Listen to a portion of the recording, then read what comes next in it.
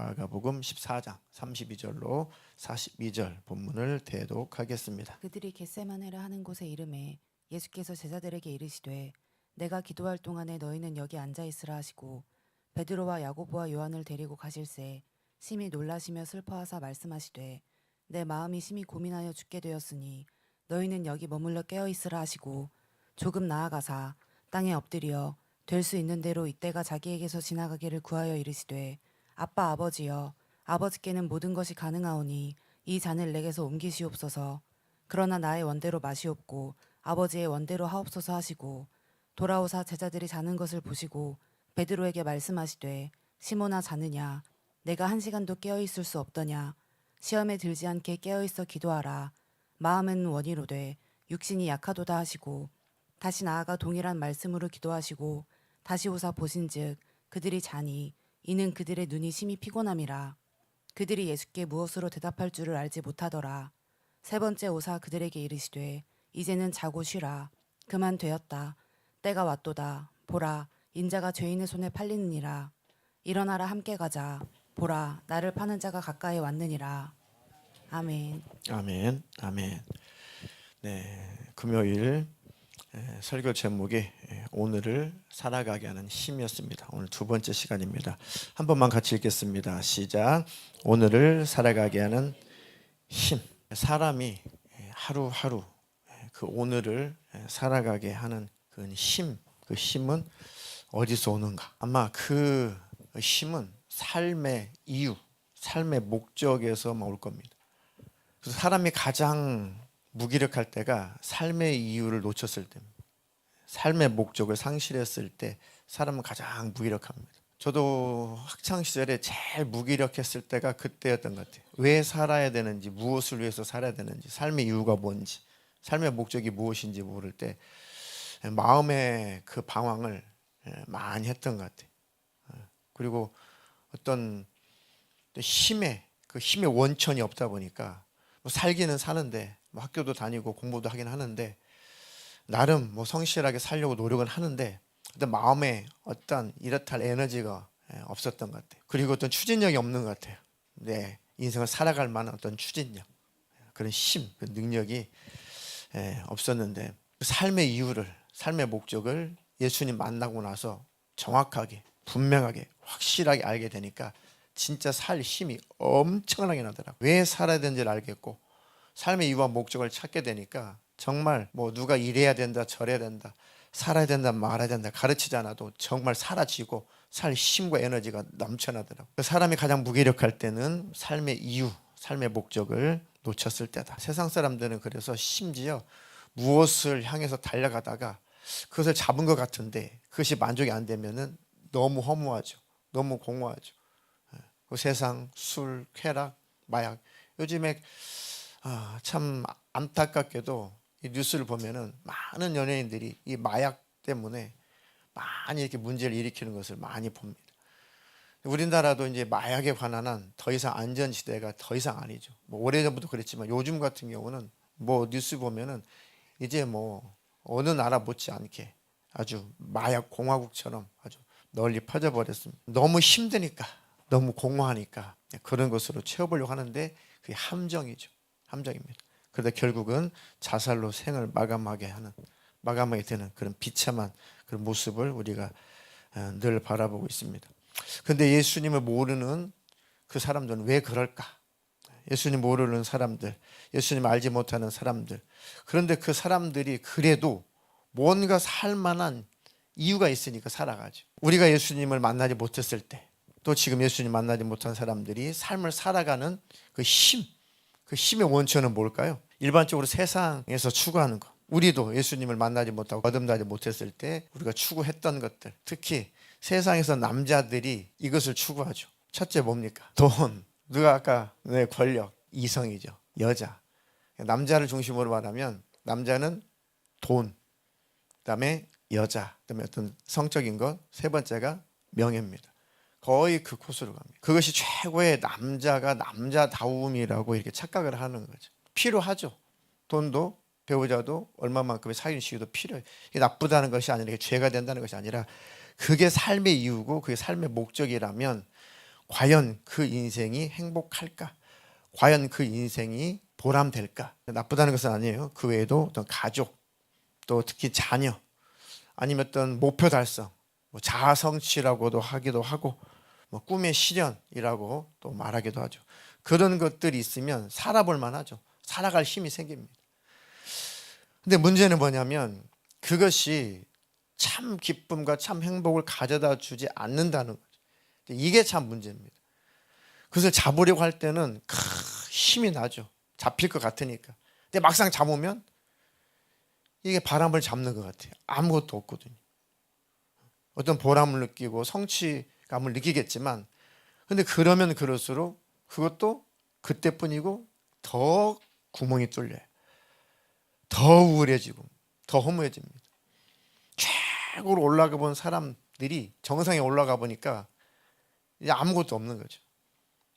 그러니까 삶을 놓치고 버리는 그런 사람들이 있습니다. 만족이 안 되는 거죠. 그런 것들. 마치 바람을 잡으려고 쫓아갔는데 그 바람이 잡히지 않는 것.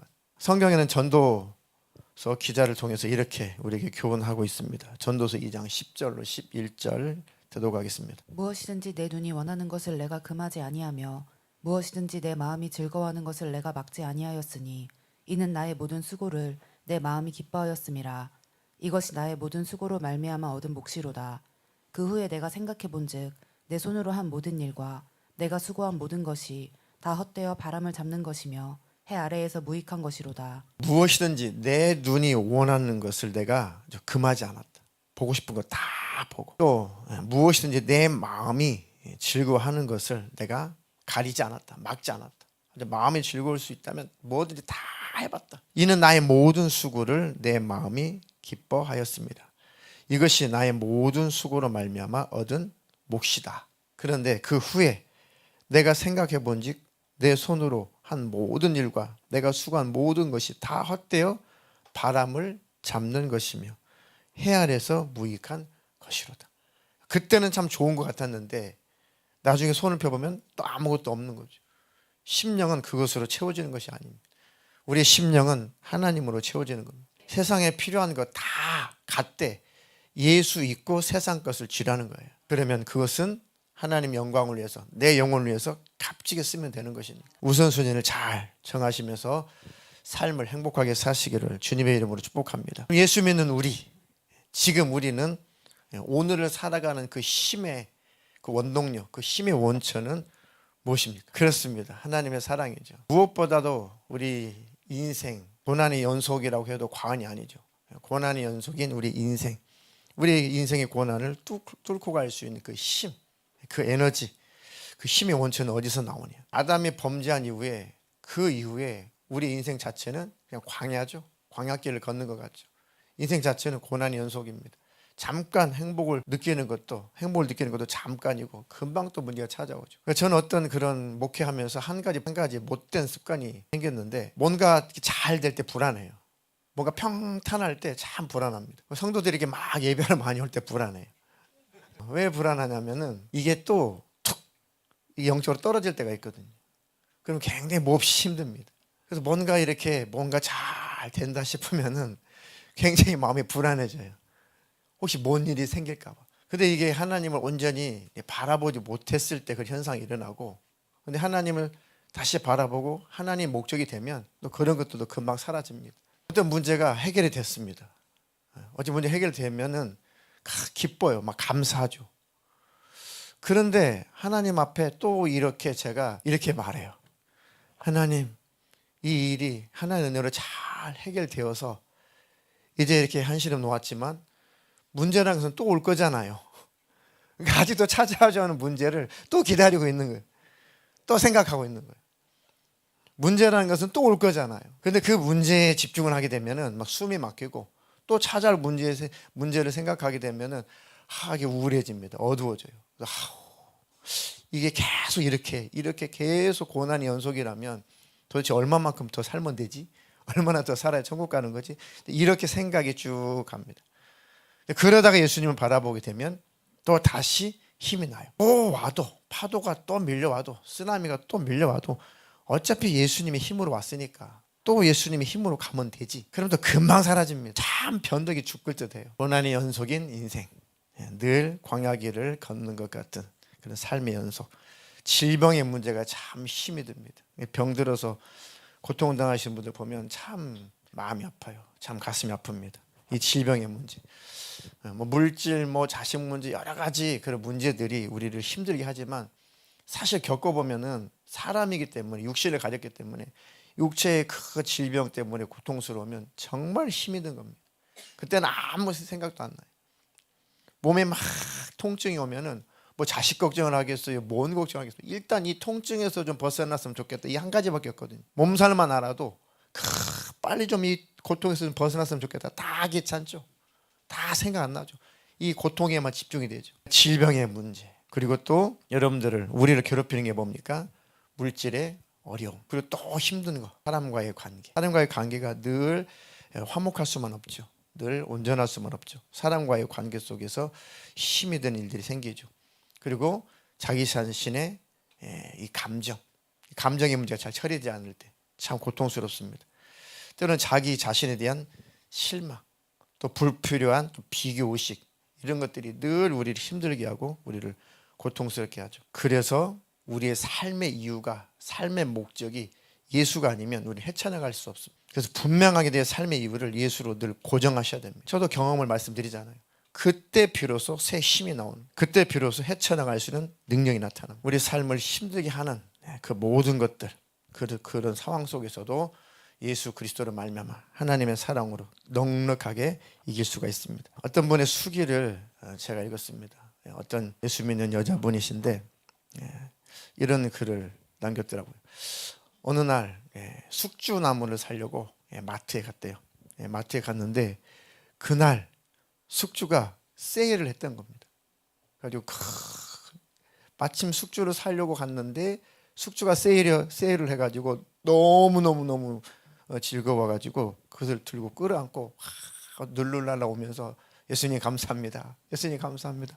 어떻게 내 마음을 이렇게 잘 아시고 이렇게 숙주를 세일까지 하게 하시고 그걸 또 발견하게 하시고 모든 의미를 부여하죠. 이제 막 하나님은 그 시간에 맞춰서 나에게 맞춰서 모든 게 나죠. 나에게 맞춰서 세일을 하고 나에게 맞춰서 그걸 보게 하고 나에게 맞춰서 나를 그리 가게 하시고 모든 게 다 이제 하나님의 은혜죠. 막 하나님 나만 보시는 것 같고 이것 하나까지도 하나님이 나를 생각하시는구나 막 눈물 나고 그래서 그걸 막 너무 찬양을 부르면서 룰루랄라 이제 끌어안고 이제 집에 오면서 집에서 들었던 그 간증이 갑자기 생각이 났다는 겁니다. 은혜스러운 간증이었는데 갑자기 그 간증이 생각나면서 우울해졌대요. 그 간증의 내용이 뭐냐면 어떤 사람이 물질적으로 너무 힘들고 사업이 아주 이렇게 요즘 애들 말로 날아갔는데 그 어떻게 하나님의 은혜로 해가지고 다시 그 사업이 회복이 되면서 이제 한 해 매출이 이제 13억이 넘어가게 됐다. 그래가지고 하나님께서 정말 이것을 회복해 주셔가지고 하나님 너무 감사합니다. 하나님의 베풀으신 그 은혜에 감사합니다. 그 간증이 갑자기 생각이 나면서 그렇게 은혜스러웠던 간증이 이 상황에서 생각이 나면서 갑자기 마음이 급 우울해졌대. 갑자기 마음이 지옥으로 점점 변하기 시작했대. 행복은 온데간데 없이 그 비교하는 마음 때문에 완전히 마음이 어두워져. 그러면서 하나님 앞에 투정을 부렸다는 겁니다. 나는 왜? 하나님 나는 왜 이렇게 숙주나물 세일하는 거, 숙주 세일하는 거, 그거 하나 받아든 기쁨, 겨우 이것으로 만족해야 되는 인생이고, 그 사람은 수십억을 벌게끔 해주시고, 그것으로 만족하게 하시고, 하나님 나는 꼭 왜 이렇게 살아야 되냐라고 하면서 하나님께 투정을 부렸다는 거죠. 그런데 또 기도하고 말씀 듣고 예배하고 그런 신앙생활을 하는 분이기 때문에 또 금방 마음속에 또 빛이 들어왔다는 거죠. 또 말씀이 기억나면서 주님 제 마음을 지켜주세요. 예수님의 이름으로 마귀의 생각 떠나가라 막 이러면서 예수님 제 마음을 지켜주세요. 제가 또 왜 이러는지 모르겠어요. 이렇게 변덕 부르는지 모르겠어요. 그렇게 숙주나무를 끌어안고 감사합니다 했는데 왜 또 불평이 나오고 불만이 나오는지, 왜 쓸데없이 비교의식이 쌓였는지 모르겠어요. 예수님 내 마음 좀 지켜주세요. 내 마음 좀 지켜주세요. 그러면서 마음속에 이런 생각이 들었다는 거죠. 예수님께로부터 온 것만 내 것이지, 예수님께로부터 온 것만 받으면 되지, 그 이상은 욕심이구나, 그 이상을 찾는 것은 죄구나, 그래서 불행한 거구나. 그래서 욕심이라는 것이 나로 하여금 불행하게 하는 거구나. 숙주 세일해가지고 그 끌어안고 얼마나 행복했냐고요. 그렇게 살면 되지, 왜 가난하게 살라는 것이 아니죠. 이해가 되시죠? 그러니까 좀 마음이 좀 괜찮았다는 겁니다. 근데 문제는 또 뭐예요? 또 집에 가면 또 이 생각이 또, 근데 하나님 왜 저는 작은 것에 기쁘게 하시고 어떤 사람은 큰 것 줘서 기쁘게 하시죠? 하나님 따지는 것은 아닌데요, 저는 이렇게 살아야 돼요, 그 사람은 그렇게 살아야 되죠? 좀 격이 다르지 않아요 하나님? 하나님 따지는 것은 아니고요, 그냥 궁금해서 그런데요. 따지는 거지 그게. 그래서 또 비교식이 확 올라오면서 아이고 이 끈질긴 마귀 새끼, 예수님으로 떠나가라 그러면서 혼자 싸웠다는 겁니다. 내 마음속에 또 성령님께서 그런 마음을 주셨다는 거죠. 아니야, 하나님은 모든 상황에서 오르시다. 하나님은 오르시다. 선한 분이시다. 하나님은 공정하고 공평하신 분이시다. 나에게 작은 것을 주셨어도 하나님은 오르시다. 각자 그 분량이 있는 것이고 각자의 십자가 있는 것이고 하나님은 그렇게 나눠주시는 것이니까 하나님은 오르시다. 사명은 각자가 아닌가. 그랬더니 마음이 정말로 좋아졌대. 마음이 편안해졌대. 마음이 천국이면 천국인 것이고 인생이, 마음이 지옥이면 인생이 지옥인 겁니다. 그 요리를 해서 먹었는데 지금까지 해서 먹었던 어떤 숙주나물보다 그날이 제일 맛있었다는 거예요. 마음이 행복해서. 그래서 또 조금 더 생각을 해봤다는 겁니다. 그전에는 비교하다가 이제 울고 불고 또 하나님 사랑 의심하고 며칠 동안 마음이 힘들고 피폐해지고 했었는데, 이제 예수님과 함께하고 예수님과 동행하고 늘 말씀을 묵상하고 기도하는 삶을 살다 보니까 이제는 그런 것들이 찾아와도 이렇게 빨리 일어선다는 것이 다른 점이라는 거예요. 주님 앞에 이제 감사하고 주님 앞에 또 만족을 누리며 예수님으로 자족할 수 있으니 이제 행복해졌다라는 그런 간증 어린 숙이었습니다. 근데 또 혼란스럽대요. 참 이분은 저와 비슷한 것 같아요. 아니 자기는 자기 것만 생각하지 왜 다른 그 선교사님들까지 생각을. 근데 하나님 있잖아요. 또 궁금하겠는데 어떤 선교사님은 선교 나가가지고 막 사역이 잘 돼서 막 간증도 하고 막 선교 후원금도 엄청 들어오고 거기서 신학교도 세우고 교회도 막 세우고 막 또 많은 또 현지인 사역자들도 배출하고 하면서 막 책도 쓰고 막 엄청난 사역을 하는데, 어떤 선교사님은 사역지에 갔는데 1년 있다가 그 풍토병으로 아내가 세상을 떠나고 그 다음에 아이들이 떠나고 그 목사님은 3년 못 채우고 또 그 목사님도 세상 떠나고 이렇게 다 뭔가 이렇게 알아줄 만한 그런 사역이 어떤 그것도 없이 그 열매도 없이 그렇게 세상 떠나는 선교사님도 있는데, 하나님 따지는 것은 아닌데 왜 그러신가요? 하나님은 오르신 거 맞는데, 하나님은 선하신 분 맞는데 왜 그럴까요? 왜 그럴까요? 왜 그렇게 사람들이 바라볼 때 이렇게 비참하게 인생을 살아야 될까요? 너 마음속에 하나님께서 깨달음을 주시기를 이 땅이 끝이 아니란다. 이 땅이 끝이 아니다. 하나님 앞에 설날이 있고 천국에서 상급이 있는 것이지 이 땅에서 삶이 끝이 아니다. 어떤 사람은 씨앗을 심는 사람이 있고 어떤 사람은 열매를 거두는 사람이 있는 것처럼 다 하나님은 하나님의 뜻 안에서 각각의 사명이 있을 뿐인 것이다. 누가 옳고 그른 것이 아니다. 누가 행복하고 불행한 것이 아니다. 사람의 기준인 것이고 하나님의 기준은 다르다는 거죠. 모든 것을 행하시고 모든 것을 자라나게 하시는 분은 오직 하나님이시다. 그러면서 이분의 마음의 방황을 이제 한동안 멈췄다는 거죠. 한동안 이렇게 마음이 천국이면 마음에 감사가 있으면 마음이 천국이고, 또 마음에 불평 불만이 있으면 원망이 있으면 불신앙이 있으면 마음이 지옥이고 인생도 지옥일 겁니다. 그러니까 예수님이 우리 인생의 이유가 목적이 되게 되면은 바로 우리는 어려움 속에서 어둠 속에서 일어날 수 있습니다. 마귀 역사가 찾아올 수 있지만 그 전보다는 빨리 일어날 수 있습니다. 그 전보다는 많이 이길 수가 있습니다. 예수님과 친밀할수록 예수님과 가까워질수록 더 잘 이겨갈 겁니다. 더 잘 하루하루를 살아가게 될 겁니다. 그는 은혜가 날마다 넘치기를 주님의 이름으로 축복합니다. 육상선수가 릴레이 육상선수는 자기 구간만 달리면 되죠. 400m 계주를 해요. 100m씩 달리면 나는 100m만 달리면 됩니다. 또 다른 선수 거 내가 달려줄 수 없어요. 실격이죠. 그렇다면 내 구간은 각자 자기 구간만 달리면 되는 거예요. 나는 내 구간만 잘 달리면 됩니다. 하나님이 주어주신 인생 기뻐하시고 감사하십시오. 그러면 행복할 겁니다. 그 이상은 욕심이고 우리를 욕심은 불행하게 만들 뿐이죠. 그래서 그 예수님이 어떤 분이실까? 오늘 본문 한번 그 예수님이 내 삶의 이유고 삶의 목적이 되실 만한 분이신가? 예수님이 이제 마지막 만찬을 하시고 이제 십자가의 그 사건 앞에서 이제 그것을 감당하시려고 마지막 기도하시려고 그 밤에 가시는 장면입니다. 겟세마네라고 하는 그곳에 예수님께서 제자들을 데리고 쭉 가시죠. 근데 그 제자들이 쭉 따라왔는데 예수님께서 그 중에서도 베드로, 또 요한, 야고보 요 세 제자들은 또 따로 데리고 예수님을 가세요.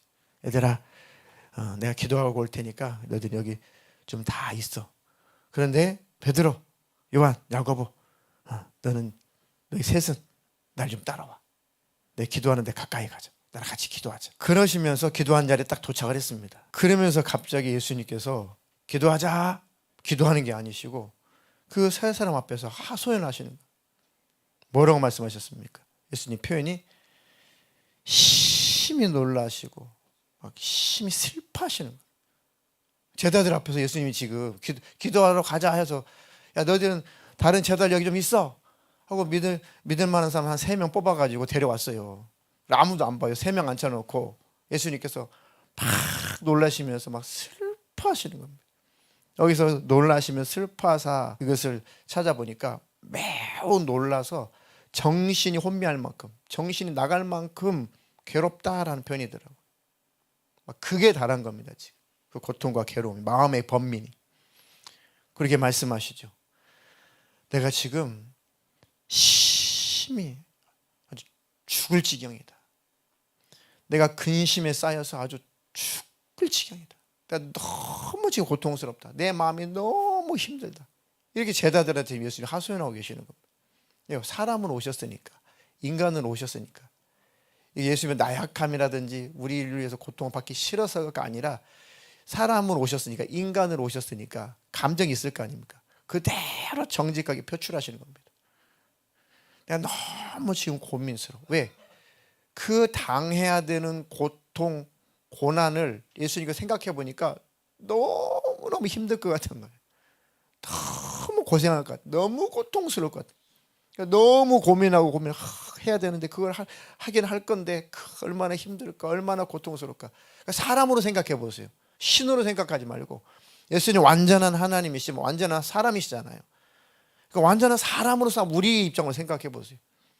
십자가 형틀이 무엇인지 그건 오래전부터 정재 실장님 십자가 형틀이 오래전부터 예수님 당시에 갑자기 나타난 것이 아니고 오래전부터 십자가 형틀이 있었다고요. 그게 이거 다 익히 알았어요. 십자가 사형이 무엇인지를 다 알고 있는 상황이라고요. 그걸 익히 알았기 때문에 얼마나 이 사람으로서 인간으로서 얼마나 그것이 그 근심하고 걱정스럽겠냐. 그 고난을 당하긴 당할 건데요. 얼마나 괴로울까, 얼마나 고통스러울까, 얼마나 힘들까. 그렇게 말씀하시고 너는 여기에 머물러서 깨어 있어라. 그리고 기도를 해라. 그리고 조금 더 떨어진 곳에 가셔서 예수님께서 땅에 덜썩 엎드려 가지고 거기서 기도를 하시죠. 이때가 지나가기를 구하여 아버지여, 아버지께서는 모든 것이 가능하시니까 이 잔이 내게서 옮기시옵소서. 이것 좀 옮겨 주십시오. 이것 좀 피하게 해 주십시오. 이 방법이 아니었으면 좋겠습니다. 우리 구원하기 싫어서가 아니라 이 방법이 아니었으면 좋겠습니다. 그렇지만 이 방법밖에 없다면 나의 원대로 마옵시고 아버지의 원대로 되기를 원합니다. 이렇게 기도를 하시죠. 근데 제가 설교를 준비하다가 늘 자주 읽고 또 우리가 알고 그런 내용인데 유난히 예수님이 사람으로 오셨지, 사람의 몸으로 오셨지, 하나님이 인간의 모습으로 오셨지, 완전한 하나님이시지만 또 완전한 또 사람이시지. 그럼 사람의 입장에서 얼마나 힘드실까? 그 생각을 하면서 막 마음이 저려오더라고요. 심히 놀랬다는 거예요. 깜짝 놀랐어요. 생각해 보니까 막 깜짝 놀란 거죠. 그 십자가의 사형, 십자가 형태이 뭔데? 그 십자가의 고통이 어떤 건데? 너무너무 슬퍼하시. 그 죽을 만큼 고민했다는 거예요. 죽을 만큼. 너무 고민스러워서 막 죽을 지경이라는 거예요. 그래도 우리를 구원하셔야 되기 때문에, 그래도 우리를 죄에서 멸망해서 건져내셔야 하기 때문에, 우리가 심판받지 않고 지옥 가면 안 되니까, 그래도 아버지께 간구했다는 거죠. 이 잔이 내게서 지나가게 해주십시오. 내게서 좀 옮겨주십시오. 이 방법이 아니었으면 좋겠어요. 이 방법이 아니고서도 구원할 수 있다면 그렇게 해주십시오. 그런데 이 방법밖에 없다면 그 방법대로 하겠습니다. 근데 돌아오셔서 제자들한테 오죠. 요한, 베드로, 야고보. 근데 다 졸고 자고 있죠. 피곤하니까. 야, 이렇게 한 시간도 깨어서 기도할 수가 없네요. 시험에 들지 않도록 기도해라. 마음은 원하는데 너도 육신이 약하구나. 그리고 또 가셔서 기도하시고, 또 와보니까 또 잠들었어요. 세 번째 가서 또 기도하시고 또 왔어요. 이제 다 됐다. 이제 그만 쉬어라. 이제 나를 잡으려고 사람들이 찾아온다. 자, 그렇지만 일어나서 나랑 함께 가보자. 나랑 함께 가자. 나를 파는 자들이 가까이 왔다. 근데 여차저차해서 예수님 앞에 제자들이 하나씩 다 배신하고 다 떠나버리죠. 다 떠납니다. 제자 베드로는 예수님을 저주까지, 내가 저주하는데, 내가 저주하고 맹세하는데 나는 그를 몰라. 한 제자는 이렇게 벌거벗고 있다가 이 혼이불 같은 것을 이렇게 뒤집어 쓰고 있다가 막 발각되니까 그거 막 벗어 던지고 벌거벗은 몸으로 도망가 버리죠. 그럴지라도 예수님께서 끝까지 그 모든 고통, 그 모든 과정 다 십자가를 지시고 피 흘려 죽는 그 순간까지 모든 과정을 이미 구약에 예언됐던 대로 그 과정 하나하나를 다 이행하십니다. 한 말씀도 놓치지 않고 몸으로 다 이루십니다.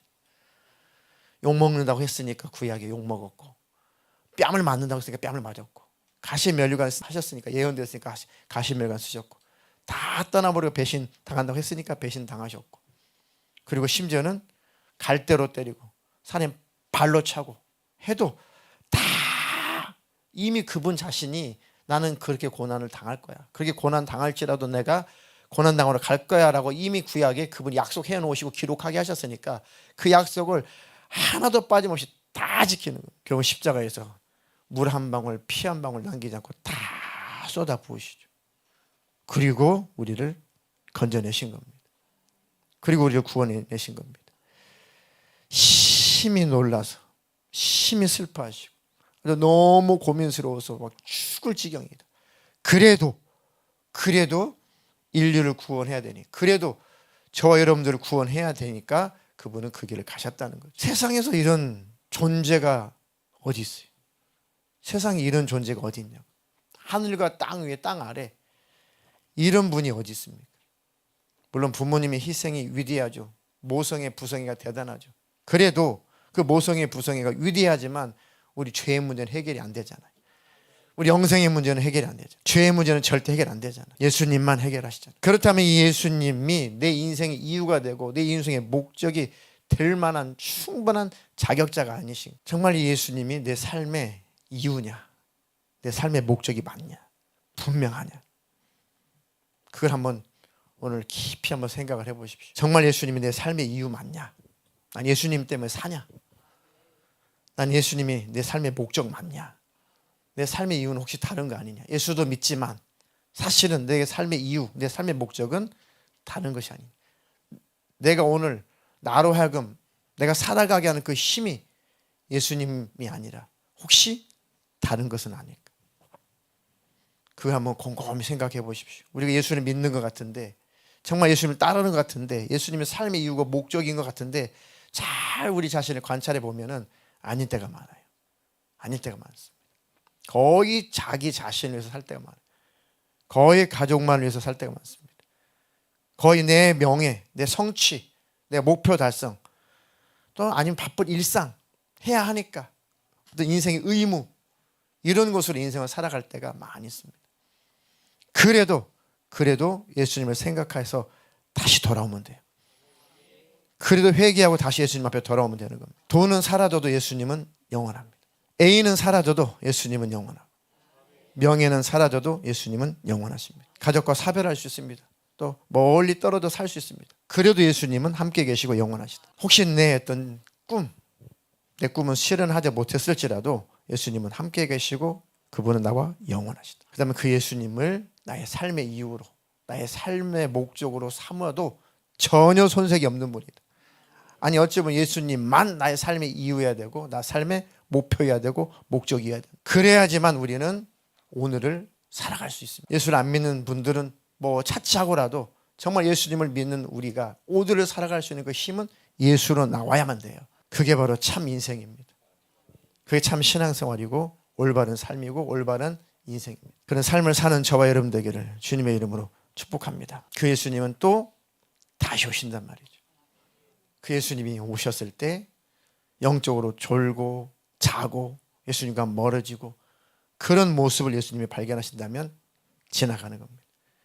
그리고 예수님이 보내신 그 천사들은 깨어있는 자를 데리고 가는 겁니다. 그 날을 위해서라도, 그 날 주님을 꼭 뵙기 위해서라도 늘 삶의 이유와 목적이 예수가 되십시오. 정말 힘들고 어렵고 고난이 찾아오고 질병 때문에 돈 때문에 자녀들의 문제 때문에 수많은 문제들이 찾아올지라도 바로 일어설 수 있습니다. 살아갈 힘이 생겨납니다. 그렇게 한번 해보십시오. 힘들고 어려울 때, 고난이 찾아올 때, 여전히 인생이 광야 같을 때 그때 꼭 예수님을 바라보십시오. 그는 벌떡 일어설 힘이 생깁니다. 아멘이십니까? 너무 어렵고 힘들 때 천국을 바라보십시오. 그러면 신기하게 문제가 더 이상 문제가 아닌 것처럼 보입니다. 근데 직장 생활할 때 막 코피를 쏟아가면서 너무너무 힘들 때가 있었습니다. 20대 초반에. 정말 삶이 정말 힘들었어요. 그리고 혼자 도시에서 나와가지고 어느 친척집에서 이렇게 더부살이 하면서 뭐 그 친척집에서 뭐 눈치를 주는 것은 아닌데 더부살이 한다는 것 자체가 눈치죠. 근데 이 처음 직장 생활이 너무너무 막 힘들었어요. 하루도 막 그냥 오늘은 출근 안 하고 싶어. 그 세수하면 코피가 툭툭툭 떨어지고. 근데 참 믿음이 연약했는데 그래도 마음속에 하나님 뭘 심어 놓으셨냐면 천국을 심어 놓으셨거든요. 그래도 천국 가잖아. 그래도 천국 있잖아. 인생 다 살고 나면 그 결국은 천국이잖아. 마지막은 천국이잖아. 그러니까 그 천국 바라보고 예수님 바라보고 오늘도 출근해보자. 오늘도 한번 살아보자. 그러니까 예수님 바라보고 천국 바라보니까요. 그날도 그 다음날도 항상 그랬던 것은 아니지만 힘들고 어려운 일이 찾아올 때 그 천국 그 예수님 바라보면 힘이 납니다. 꼭 그렇게 예수로 힘을 내시기를 주님의 이름으로 축복합니다. 어떤 상황 속에서도 어떤 고난 속에서도 끝까지 하나님을 생각하십시오. 그 사랑을 늘 기억하십시오. 하나님이 어떻게 우리를 사랑하셨는가. 로마서 8장 35절로 39절. 누가 우리를 그리스도의 사랑에서 끊으리요. 환난이나 공고나 박해나 기근이나 적신이나 위험이나 칼이랴. 기록된 바 우리가 종일 주를 위하여 죽임을 당하게 되며 도살당할 양같이 여김을 받았나이다 함과 같으니라. 그러나 이 모든 일에 우리를 사랑하신 이로 말미암아 우리가 넉넉히 이기느니라. 내가 확신하노니 사망이나 생명이나 천사들이나 권세자들이나 현재일이나 장래일이나 능력이나 높음이나 깊음이나 다른 어떤 피조물이라도 우리를 우리 주 그리스도 예수 안에 있는 하나님의 사랑에서 끊을 수 없으리라. 아멘. 이 힘이 우리를 오늘 바로 하루하루를 살아가게 하는 겁니다. 그 최고의 능력을 우리 안에 부어주셨으니까 그 능력으로 사시기를 축복합니다. 아무도 하나님의 사랑에서 끊을 수 없다. 환난이 찾아와도 곤관일이 찾아와도 핍박이 박해가 찾아와도 기근이라는 것이 찾아와도 너무 혹독하죠. 기근이라는 것은 굶주린다는 것. 적신이란 말은 헐벗음이라는 뜻입니다. 헐벗음. 위험, 칼, 이건 전쟁 이런 것들이죠. 그렇지만 그 어떤 것들 마치 도살장에 끌려가는 양처럼 이런 신세, 이런 처지에 있을지라도 그런 상황이 있을지라도 하나님의 사랑을 생각하면 넉넉하게 이긴다. 세상에서 줄 수 없는 그 힘, 그 에너지, 그건 하나님의 은혜고 사랑입니다. 십자가입니다. 그 십자가 붙들고 하루하루 승리하시기를 주님의 이름으로 축복합니다.